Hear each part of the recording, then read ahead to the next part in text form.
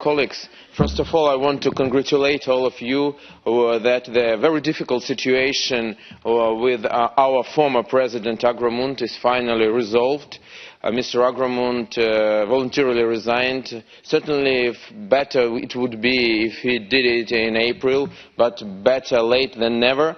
And now, by the way, I'm waiting to see Mr. Agramont in the chairmanship of some new Gazprom project, but that's the story of our assembly, finally and happily. But what had happened next? Next, we saw a new attack on the Parliamentary Assembly of the Council of Europe and on the Council of Europe itself. Immediately after our June session, when our Assembly had changed the rules and procedures, and we received a possibility to dismiss the President, and it was clear that the days of President Agramont will be very short. Immediately after this, Russian Federation stopped to pay their financial contribution to the Council of Europe. I want to remind you that this financial contribution is unconditional. But now they said to us, we will pay the money only if you will restore full credentials of the Russian delegation.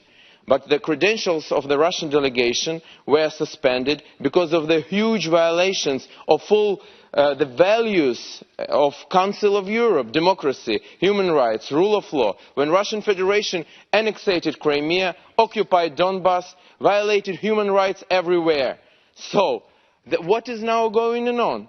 They want to say who pays the piper calls the tune. It means that they are blackmailing us, really blackmailing the assembly. And what would happen if this blackmailing will be effective? Just imagine, tomorrow any other government, any other country whom we will discuss their behavior, they will say, okay, you are discussing us, we will not pay anything. And what is this organization after? What we could become if such blackmailing could be effective?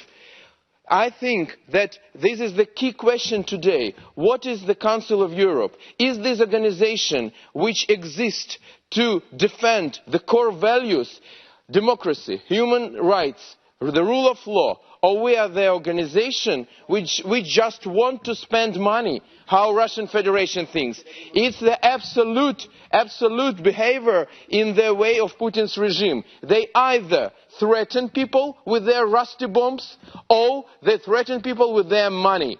I think it's absolutely the behavior that we should say no. This assembly is a healthy body which thinks about its reputation, and blackmailing us is a huge mistake. Thank you.